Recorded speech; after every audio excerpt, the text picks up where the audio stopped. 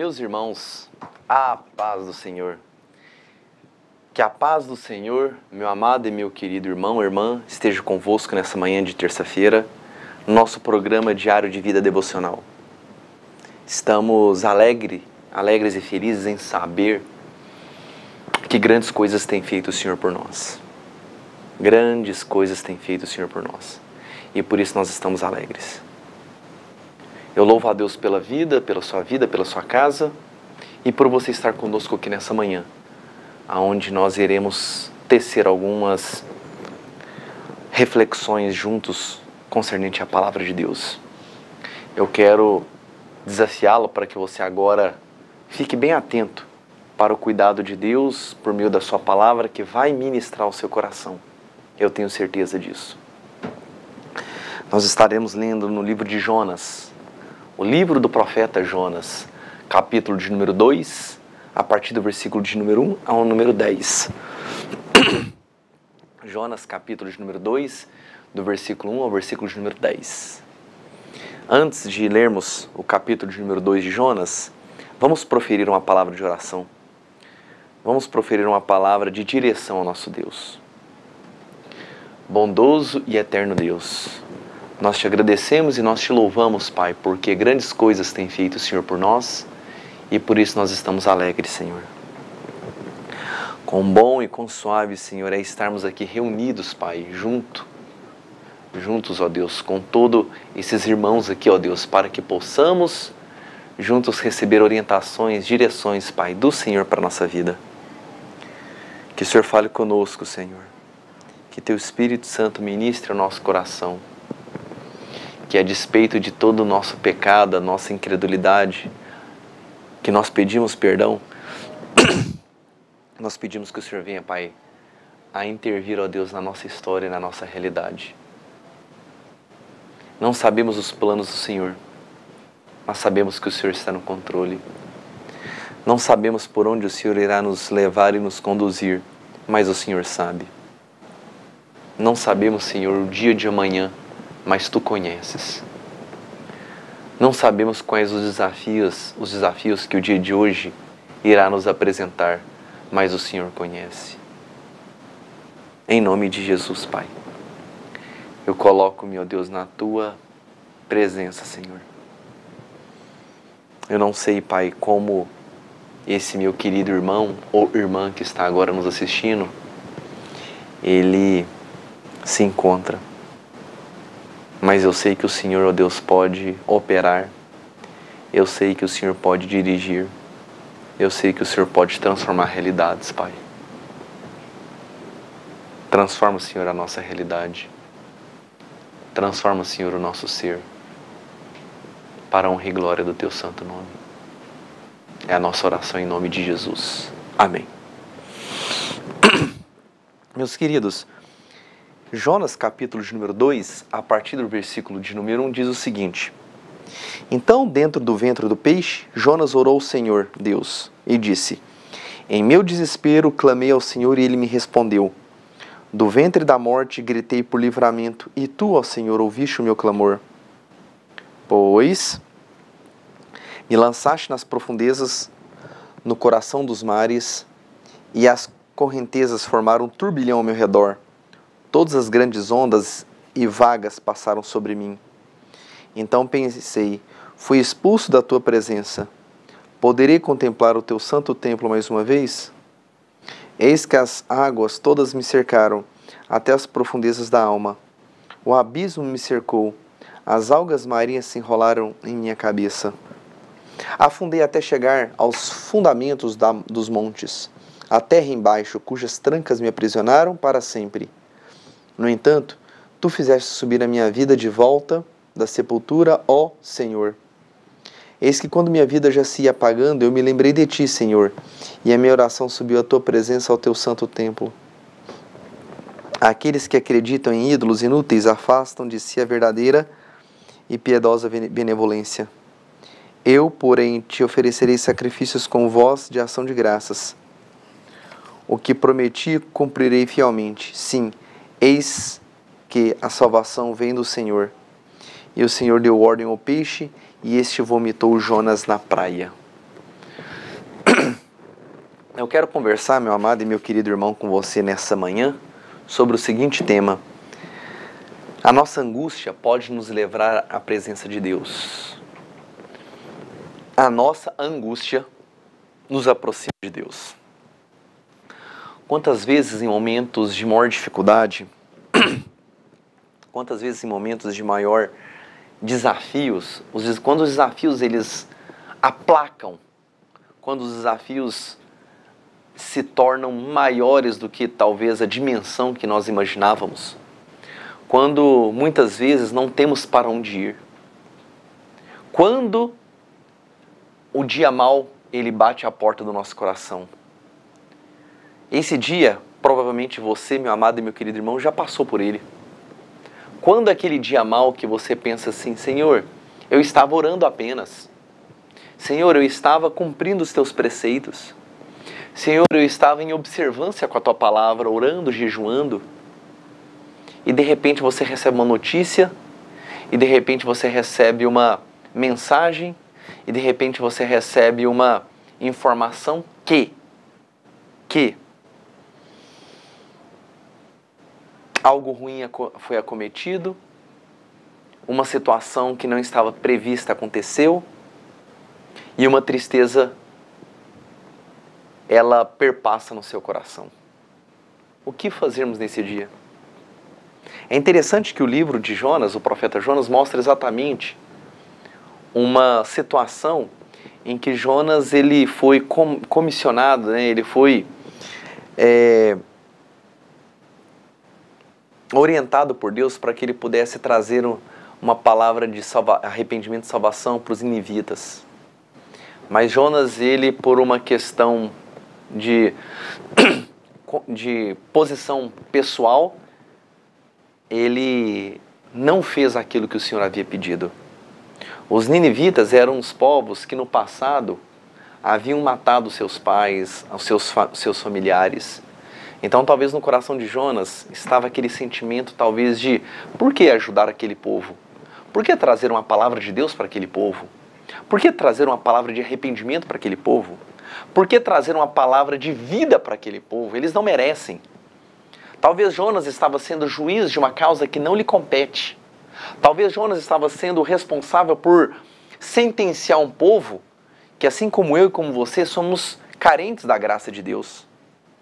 É tão interessante que Jonas ele foi no caminho oposto a Nínive, foi para Tarsis.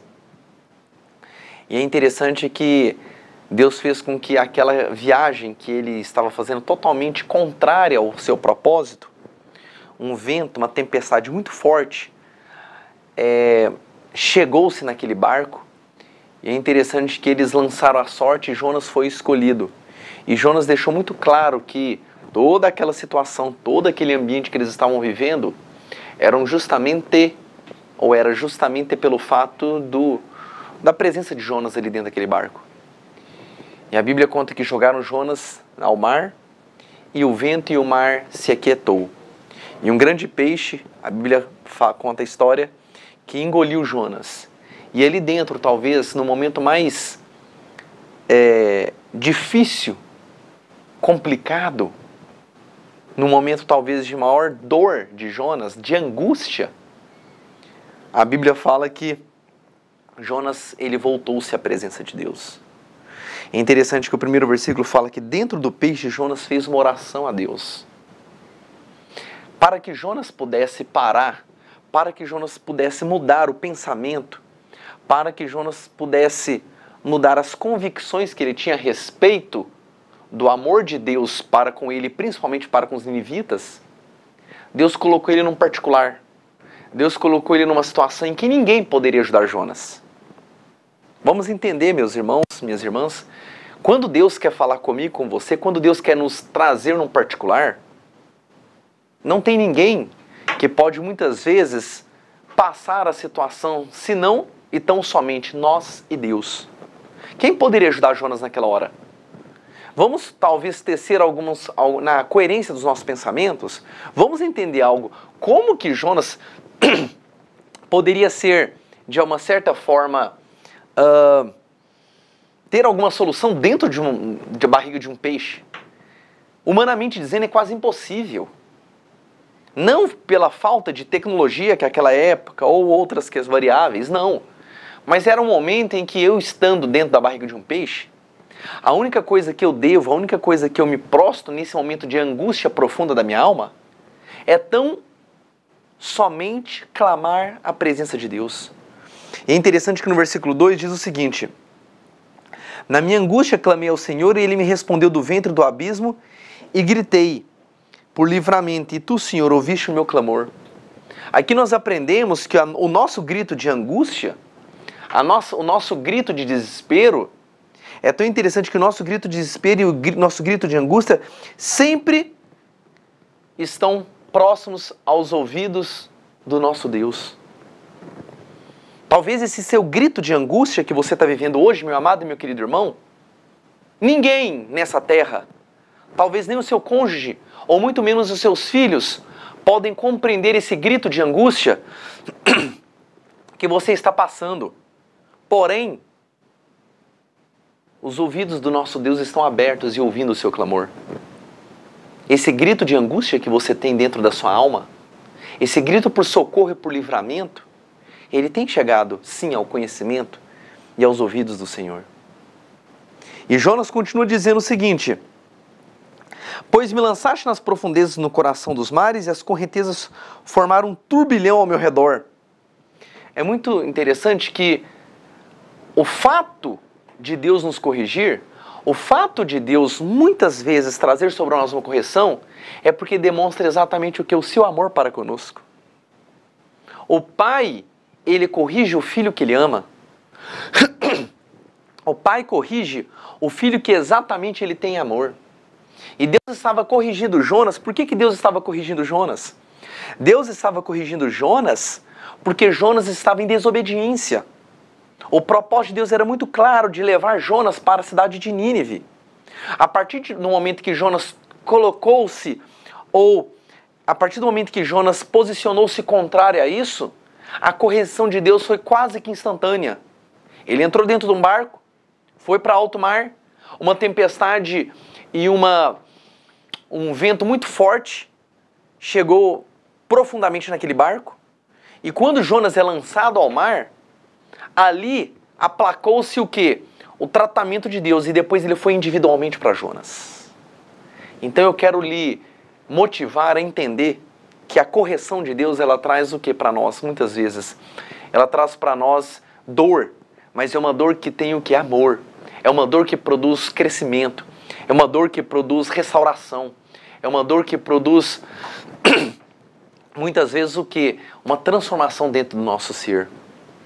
E continuando, quando ele fala, Jonas fala, fui expulso da tua presença, poderei contemplar o teu santo templo mais uma vez? O grande desafio nosso é entender que estarmos longe ou afastarmos da presença de Deus é nós declinarmos na nossa vida. É interessante que se você for pegar aonde Jonas estava, é interessante que no capítulo de número 1 fala o seguinte: descendo para a cidade de Jope, encontrou um navio para Tarsis.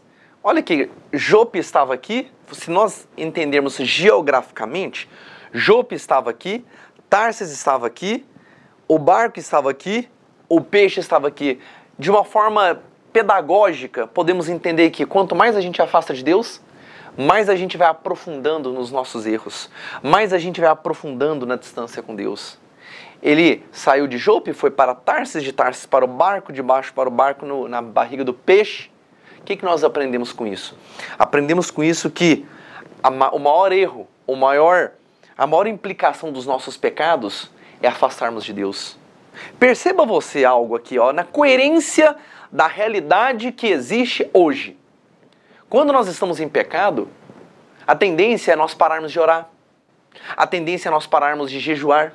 A tendência é nós pararmos de cantar e salmodiar louvores a Deus.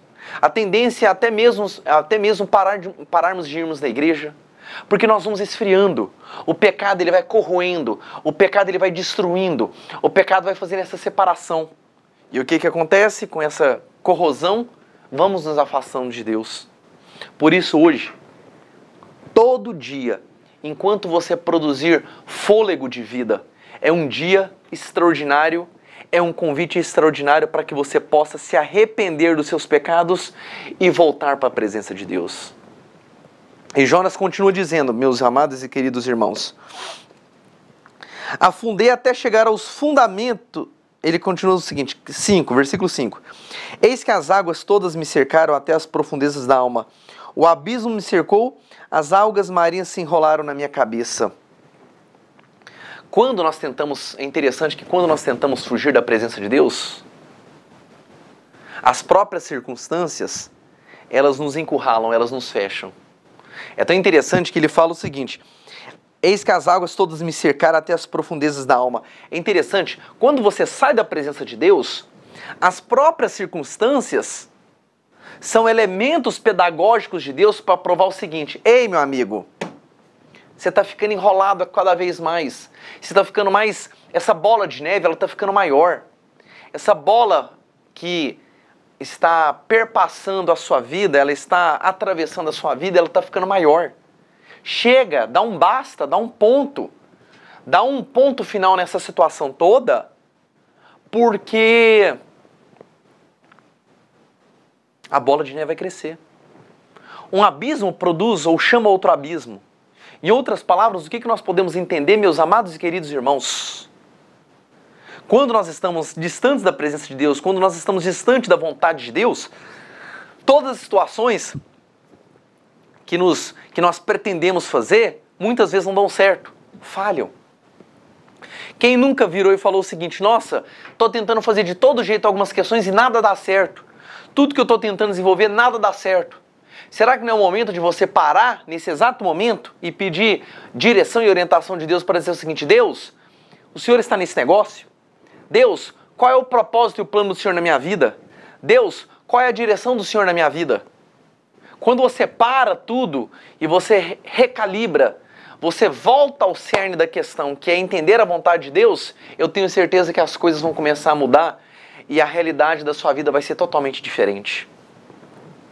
É interessante, meus amados e queridos irmãos, que no versículo de número 6, ele fala o seguinte, afundei até chegar aos fundamentos da morte, a terra embaixo, cujas trancas me aprisionaram para sempre. No entanto, tu fizeste subir a minha vida de volta à sepultura, ó Senhor. É um ponto interessante, meus irmãos, que o caminho da desobediência, ele sempre vai nos levar a profundezas cada vez maiores. Todas as vezes que você estiver se posicionar em desobediência a Deus, fique tranquilo, sempre haverá um abismo mais profundo para você atravessar. Todas as vezes que você estiver contrário à presença de Deus, um abismo maior, mais profundo, um abismo mais gritante vai te chamar. Por isso que não é difícil você escutar as pessoas dizer o seguinte, nossa, quando eu achei que eu estava no fundo do poço, eu fiz outras coisas e me afundei mais. O que é isso? A pessoa está fazendo com as minhas próprias mãos, com o meu próprio intelecto, com as minhas próprias forças, eu acredito que eu vou resolver e mudar toda a situação da minha vida. Aí vem Deus e demonstra para você e mostra para você claramente o seguinte, não é assim. Com as suas próprias mãos, com a sua própria força, com o seu próprio intelecto, você não vai conseguir sair dessa situação. Porque é momento de parar. Quando você pega uma estrada contrária ao seu destino, não tem outras coisas, tem que parar o carro. Tem que parar o carro, tem que entender o seguinte, olha, eu preciso dar minha volta.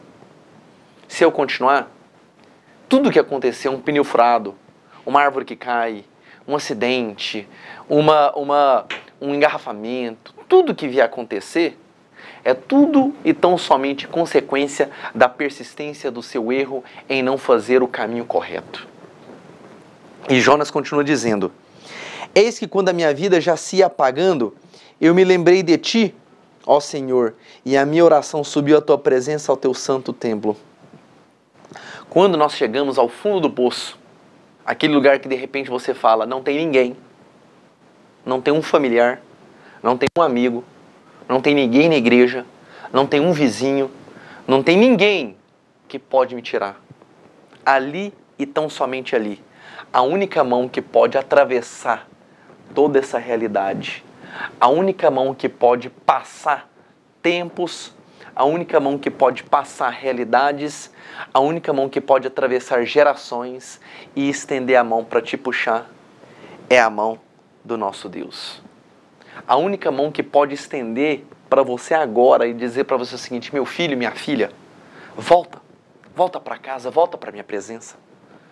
Aquela mão que ela passa dentro da nossa alma, aquela mão que ela passa dentro dos nossos achismos, aquela mão que denota carinho, em que ela pouco se limita, ela ultrapassa a racionalidade humana, ela vai exatamente ao seu encontro nessa manhã e diz o seguinte: meu filho, minha filha, não temas. E ela estende a mão e pede para você segurar. Existe um cântico muito antigo que se canta também naturalmente nas igrejas: segura na mão de Deus, segura na mão de Deus, ela que nos guiará. Não temas, segue adiante e não olhes para trás. Segura na mão de Deus e vai. Esse segurar na mão de Deus é segurar entendendo que Ele não desiste de nós. Esse segurar na mão de Deus é o seguinte: Deus, eu estou só recebendo, eu estou só fundando. Deus, eu estou fundando. Deus, a situação da minha vida, ela está uma situação muito clara, porque a cada vez mais as fossas, o abismo, ele tem me puxado para dentro, mas a mão de Deus vai onde você estiver, seja num leito de hospital, seja num cárcere, numa prisão, seja num quarto de hotel, seja num calabouço, seja no mais distante abismo, a mão de Deus ela vai hoje aonde você, porque a sua angústia Deus tem ouvido.